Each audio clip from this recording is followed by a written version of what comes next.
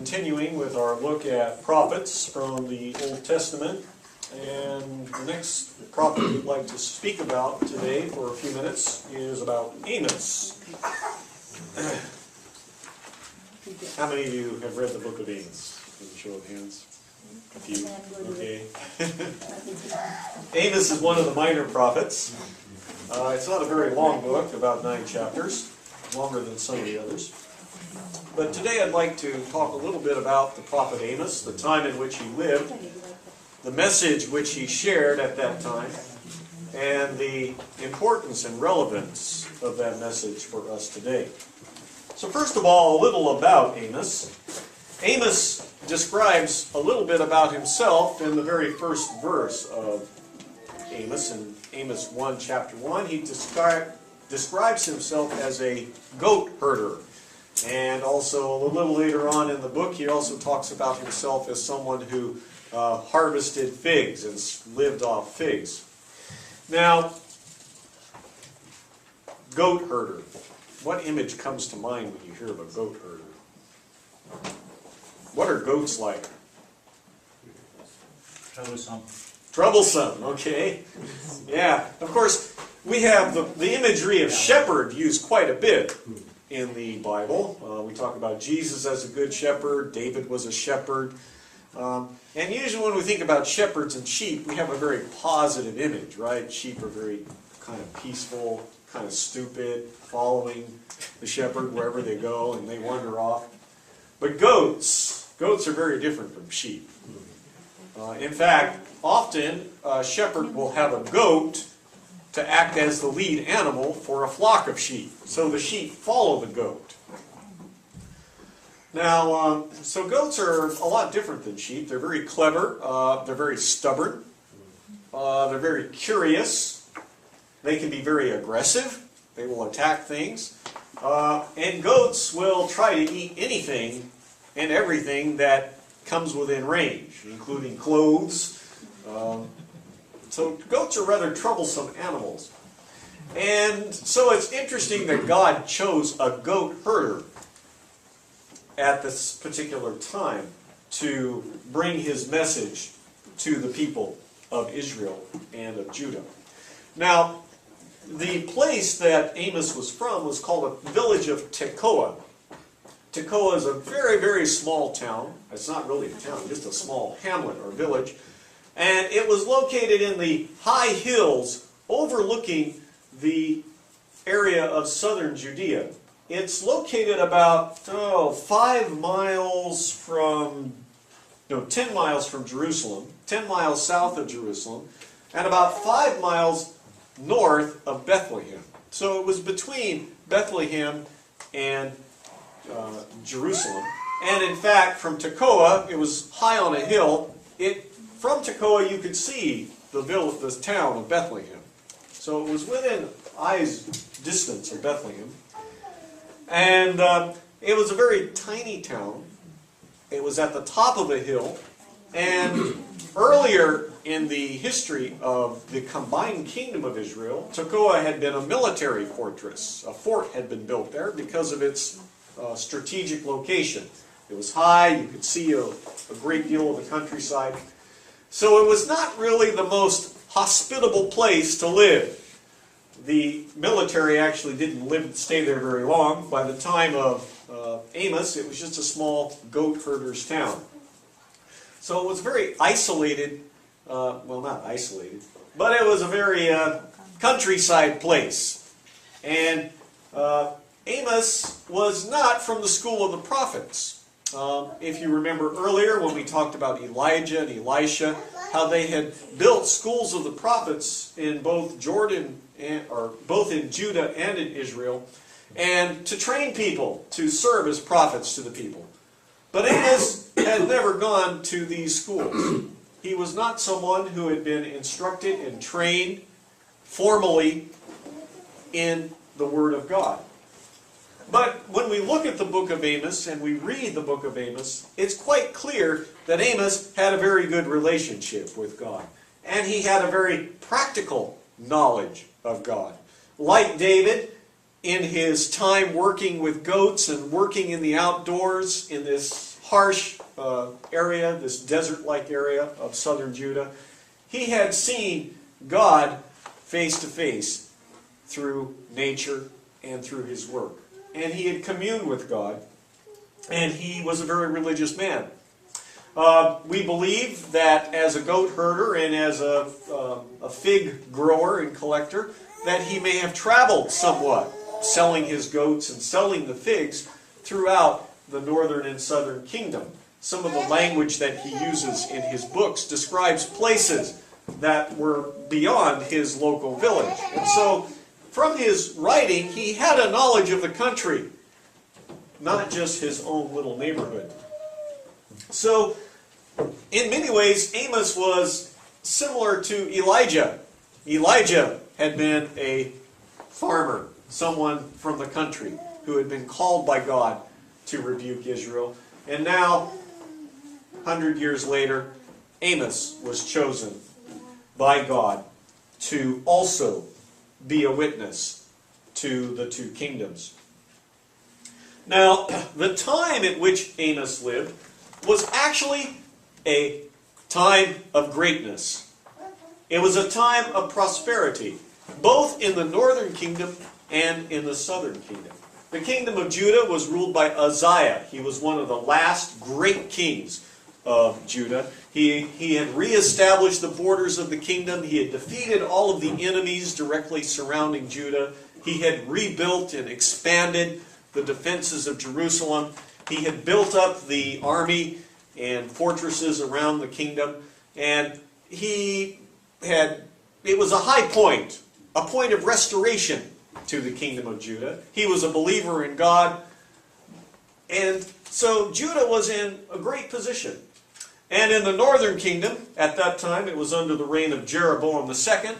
And like the name that he had chosen, it was a time of greatness. Jeroboam I had established the kingdom of Israel, and Jeroboam II had revitalized it and restored its borders to its greatest size since the original kingdom had been founded.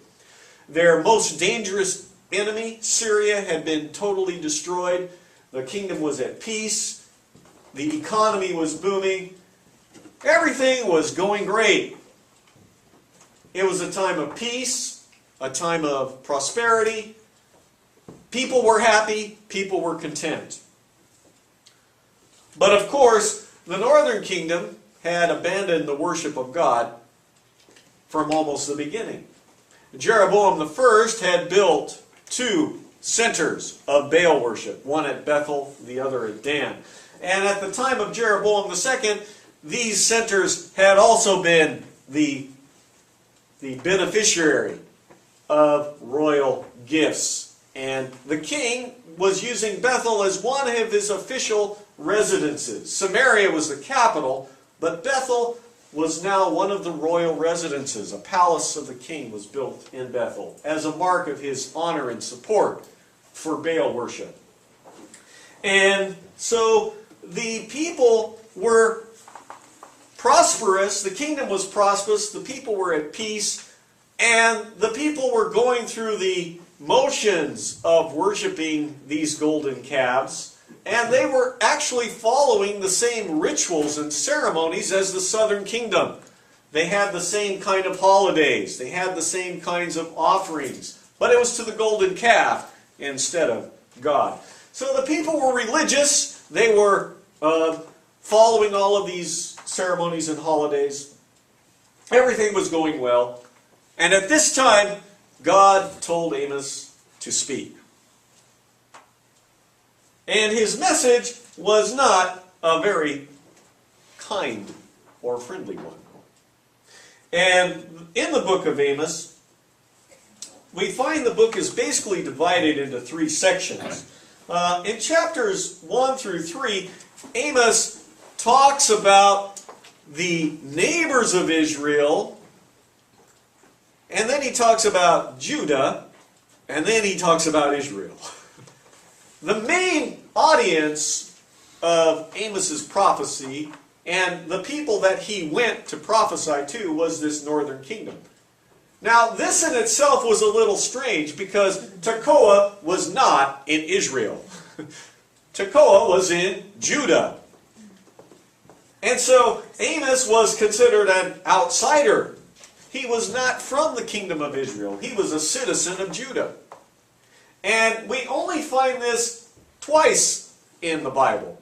The first instance was one we read about at the time of Jeroboam, where a prophet from Judah was sent to prophesy against Jeroboam for his idolatry. And when the king put out his hand was withered. And if you remember the story, that prophet died because he didn't follow God's directions. He was mauled by a lion on his way home. And now, under Jeroboam II, a second prophet from Judah went to Bethel. And it was at Bethel that Amos preached to the people and confronted the priests of the golden calf.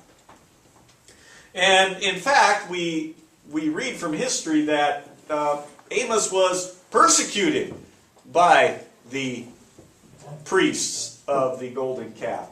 And there are different historical ideas about what happened to him.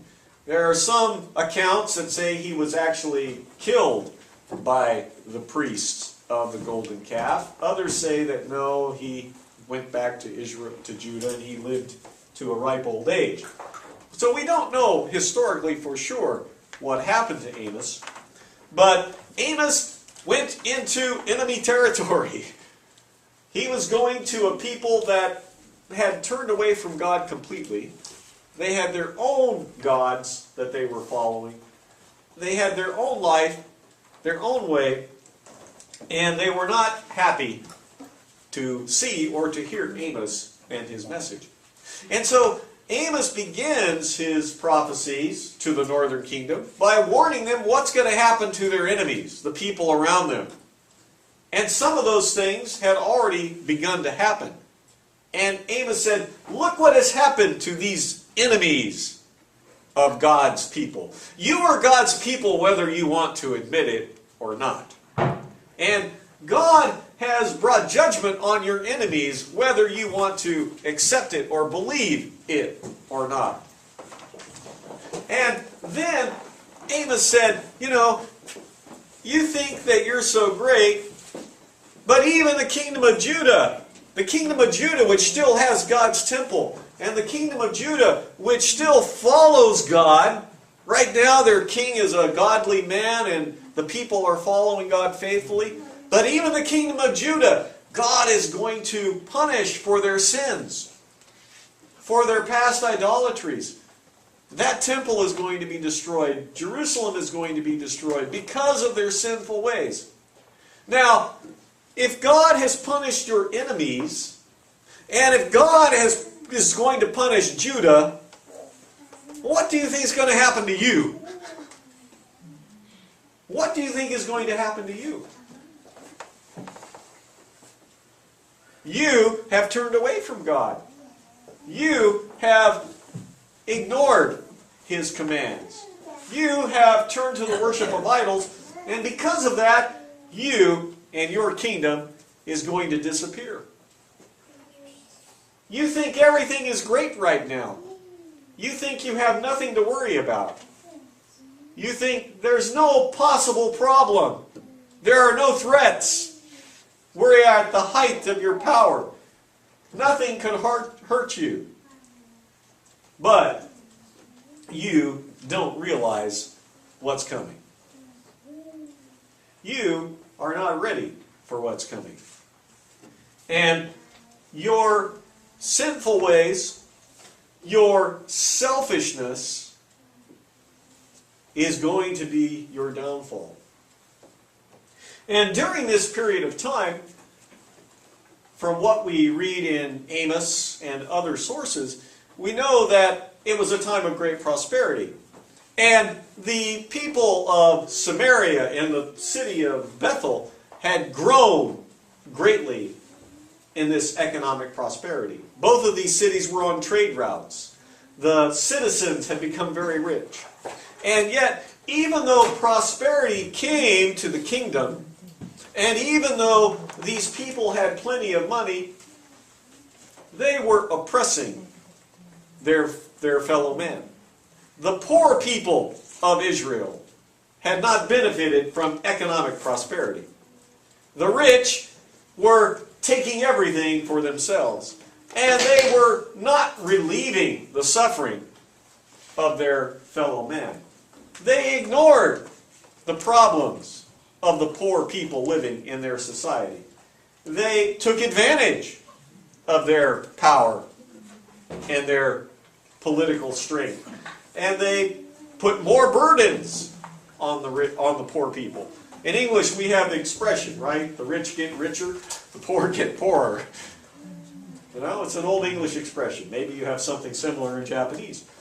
And when we look at capitalistic societies, it's a common occurrence. You know, in the United States, I read some reports about this this last year that, you know, the U.S. is booming and people are getting lots of money at the top. You know, the income gap is growing greater and greater between the very rich and the very poor. And, you know, people like Bill Gates, oh yeah, you know, billions of dollars. And I just read, you know, Bill Gates, well, he sold more of his shares. He's no longer the major shareholder of Microsoft. He's number 2 now. Now, Bill Gates is doing a lot of good things with his money. He's donated much of it to charities. He's promoting research into malaria, eradicating that disease in many developing countries. So he has put his wealth to some very good use. But there are many people, rich people, who don't do that. You know, my money's for me, and for me, and for me. And it's interesting to contrast two people who came from the same time in the U.S. and same situation. We have Bill Gates and Steve Jobs. I'm sure all of you know Steve Jobs. He recently passed away, one of the founders of Apple. And, you know, Bill Gates used his money for a lot of charities, and Steve Jobs, very little. My money is mine. For me, and maybe my family. If you want money, go make it yourself. And that's really what capitalism is all about, right? You know, if you work hard, you deserve the benefits. And if someone else can't work hard, well, that's their problem, you know. And many people like to go to America because it's a land of opportunity. You know, if you work hard and you put yourself into that energy and apply yourself, you can become rich. And it's true. You can. You can be very successful if you're willing to work hard and sacrifice and cut corners and maybe cheat people along the way. But for each person that prospers, there are others that suffer, right? And even in Japan, that's a big issue right now with the economic situation, you know. The government's wanting to boost the economy. And so, well, you know, if we cut taxes for the companies, then they can prosper. But the big question is, will the companies raise wages, right? If the companies do not raise wages, the common people don't benefit. And it's interesting reading about, oh, you know, this Japanese company, record profits. And even the nuclear power plant company up in Fukushima made record profits this past year. And it was interesting reading the foreigners' comments in the news article.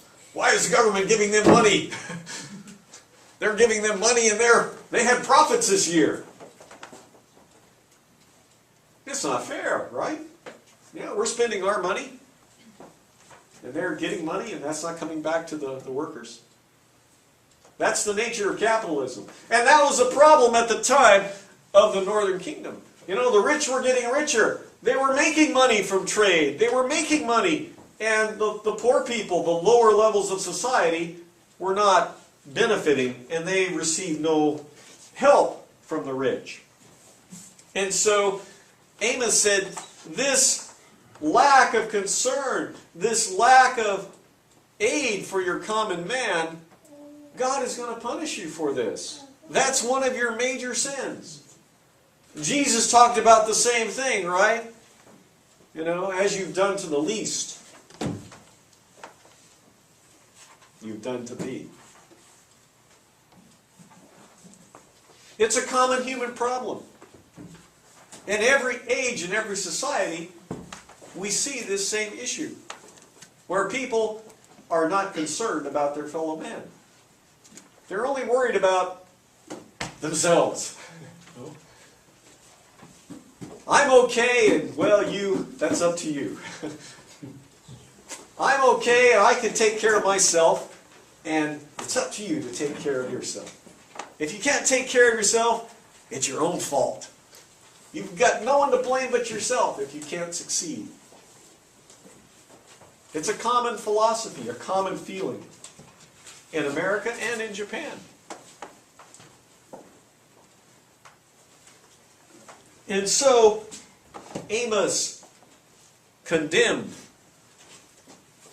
the Israelites, this northern kingdom, for their disobedience to God, their worship of the other idols, and of their lack of care and concern for their fellow man.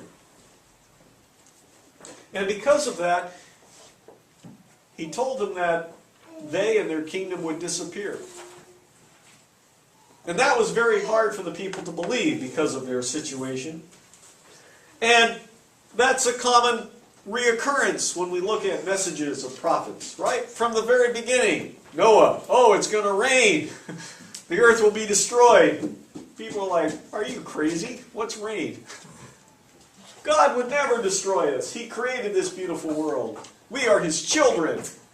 No father would ever destroy their children.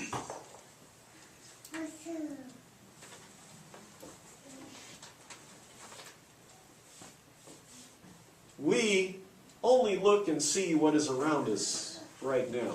And sometimes we look a little bit into the future, or we try to imagine what the future will be like. But you know, is man able to predict the future with any accuracy? No. No, not at all. I can remember a very famous, and funny research that was done back before the invention of the automobile. In fact, just before the automobile was invented, the government was worried about horses. Everything was horse-drawn. You know, you had carriages and wagons. And the government was worried because the cities were getting bigger and bigger. And the number of horses and mules that were used in the city to pull wagons and carts and carriages was increasing. And what is something that all horses produce? Manure, right? You have a lot of horses, you have a lot of manure. And the government was studying, what are we going to do about this problem? And they got some scientists together to, calculate the number of horses and mules they had in big cities. And it was funny what the scientists came up with. They said, well, unless you can come up with a way of dealing with this manure, within 5 years, the streets of cities like San Francisco and New York, they're going to be 5 feet deep in manure. That was a government study done before the invention of the automobile. We see no solution. Within 10 years, 5 feet of manure will cover all the streets of all the biggest cities in the U.S. Now we hear that and we laugh, because what happened? Technology changed. And within a few years, horses disappeared. They were replaced. And electricity, Thomas Edison invented electricity, and that led to electric streetcars. And between streetcars and cars, horses disappeared from the cities. And that problem never came to pass. Man and his predictions and his science is very limited. And of course, another big issue today, it's been an issue for a number of years, is global warming. Scientists predict, if we don't do things, the weather's going to get bad, and we're all going to be buried, flooded. Osaka's close to the ocean, maybe 100 years Osaka will be covered with water. But you know what? They found out that the computer modeling that they used originally about 10 years ago has proven to be totally inaccurate. It isn't even close to what has actually happened in the last 10 years. Now, I'm not saying global warming isn't a problem. All I'm saying is that man's ability to measure that problem and address that problem is completely foolish, because man has no ability to accurately predict the future. And so when we look at a situation, we can't foresee what's going to happen 1 year down the road, let alone 5 years or 10 years or 20 years. A few years ago, when Japan was discussing its energy needs for the future, the plan was nuclear power. The government had plans to expand the number of nuclear power plants and totally eliminate Japan's reliance on fossil fuels through the use of nuclear energy. Is that the plan today? No, of course not. Right? One tsunami, one major earthquake, one nuclear mishap, and now nuclear power is not considered a viable option in Japan any longer. The government and people are not supporting this, and so other options are having to be considered. We do not have the ability to foresee the future. And this is what the problem was at this time as well. You know, the people looked around, they said, hey, life is fine. We have no enemies. We are rich. We are prosperous. Our society is being successful. Why do we have to listen to you? What do you know that is of any interest to us? Man cannot see the future. And in the case of the northern kingdom, within 50 years, what Amos had predicted came to pass. The Assyrians came and totally destroyed the kingdom of Israel and took all of the people away. And at the time that Amos was preaching, Assyria had not even become a world power. It was just another small kingdom in Mesopotamia. And so when Amos made predictions about this, people thought he was crazy. You know, a kingdom, you said the city from this place? That's just a little tiny kingdom someplace. We haven't hardly ever heard of them before. How can they be a threat to us?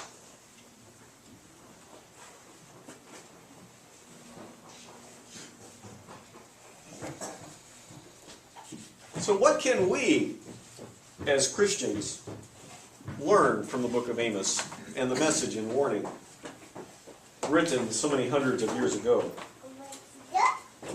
Well, I think there are several. And the first one is that when God calls us to serve, we should serve. Amos was not a priest. He had no training to be a prophet. And yet when God said, Amos, I want you to be my messenger, Amos did not hesitate. Like Elijah, he boldly went and acted in faith, believing that God would give him the words, that God would give him the protection, and God would give him the message. Because he was not a theologian. He had no training. And he wasn't even from Israel.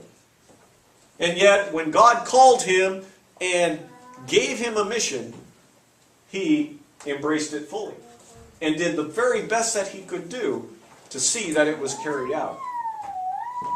Today, there are many of us, in fact, almost all of us, who are in the same situation here. None of us, well, aside from Jermaine, none of us are trained to be pastors. And yet, we are called to preach and to witness and to evangelize here in Japan. We have an opportunity to witness. We have an opportunity to do God's work. And when we have that opportunity, we need to seize it and to act. And if we are willing to use what abilities and talents and time that we have, God will magnify that work. And so whether it's preaching or passing out literature, giving Bible studies, or just speaking to someone that we know at work,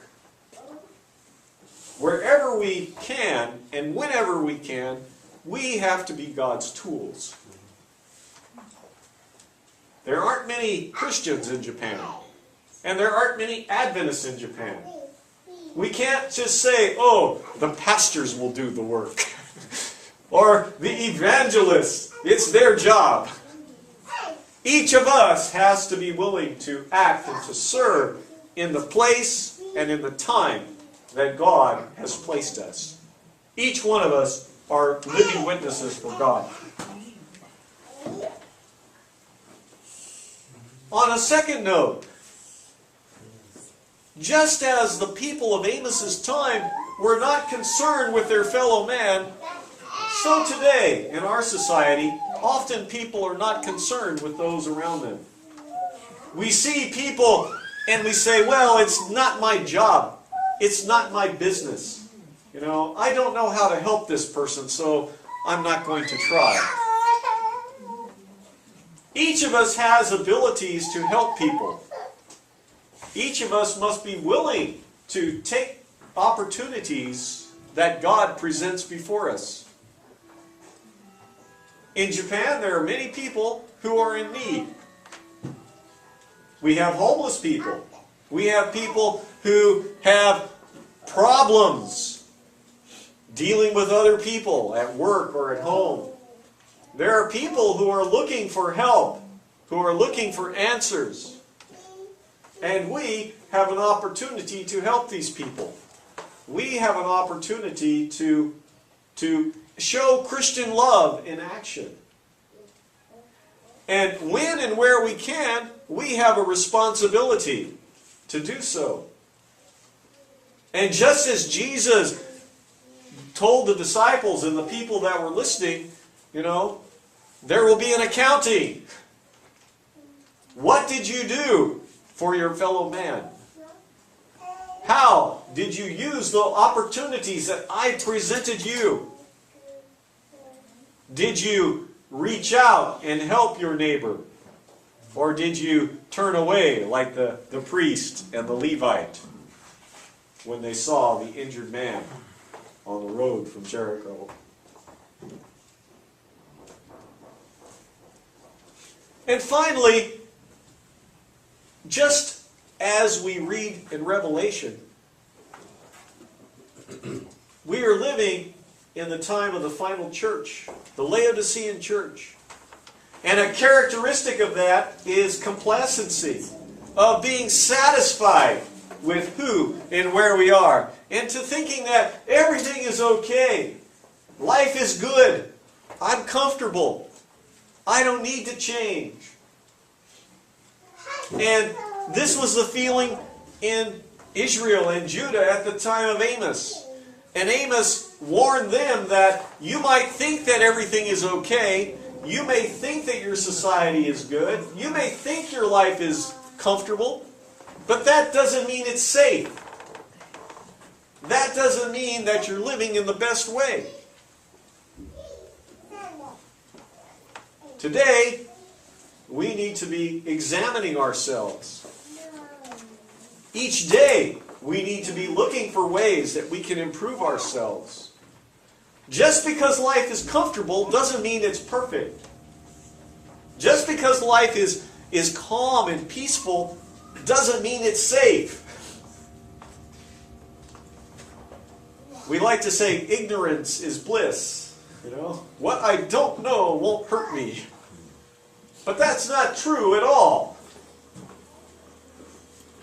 We need to be constantly examining ourselves. We need to be looking at ourselves and comparing ourselves to the model of Christ. We need to be looking at God's Word to receive further guidance. God will reveal Himself to us if we open His Word. And so today I challenge you. Each day and every day, you need to prepare yourself to review, to study, to show yourself approved. You need to look for those opportunities to help the people around you. Do not become complacent. As Christians, we're always supposed to be trying to improve ourselves and improve the people around us. Being comfortable is not our final state here in this earth. We cannot be content with the world today and the situation today. There are too many problems around us that have yet to be solved. We need to be working to improve ourselves, to improve the people around us, and the society in which we live. Thank you.